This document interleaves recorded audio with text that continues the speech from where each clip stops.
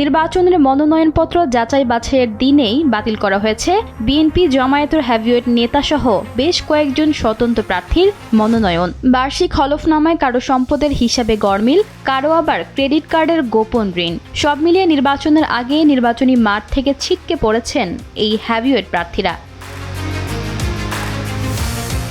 নির্বাচনে ৩০০ আসনে ২৫৮২টি মনোনয়নপত্র জমা পড়েছে। এখন চলছে মনোনয়নপত্র যাচাই বাছাইয়ের দ্বিতীয় দিনে যে হেভিওয়েট প্রার্থীদের মনোনয়নপত্র বাতিল হয়েছে তাদের মধ্যে নাগরিক ঐক্যের সভাপতি মাহমুদুর রহমান মান্না ও জামায়াতে ইসলামীর সহকারী সেক্রেটারি জেনারেল হামিদুর রহমান আজাদ রয়েছেন। যশোরে সর্বোচ্চ সংখ্যক মনোনয়ন বাতিল হয়েছে।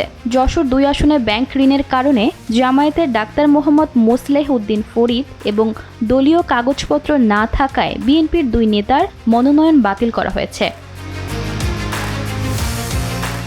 বগুড়ায় ৭ জন প্রার্থীর মনোনয়ন বাতিল হয়েছে।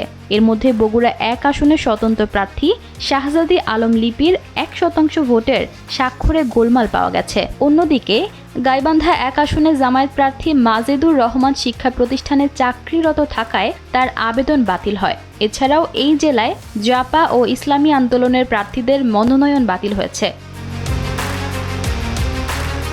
চট্টগ্রাম ১ আসনে এক স্বতন্ত্র প্রার্থীর তালিকায় মৃত ব্যক্তির স্বাক্ষর মেলায় তার আবেদন বাতিল হয়। চট্টগ্রাম ২ ও ৩ আসনে জাপা ও গণ অধিকার পরিষদের প্রার্থীসহ বেশ কয়েকজনের মনোনয়ন টেকেনি। একই সঙ্গে ময়মনসিংহের বিএনপির সাবেক এমপি শাহ শহীদ সরোয়ার সহ ৫ জন এবং রংপুরের স্বতন্ত্র প্রার্থী রিতা রহমান সহ ৬ জনের মনোনয়ন বাতিল হয়েছে।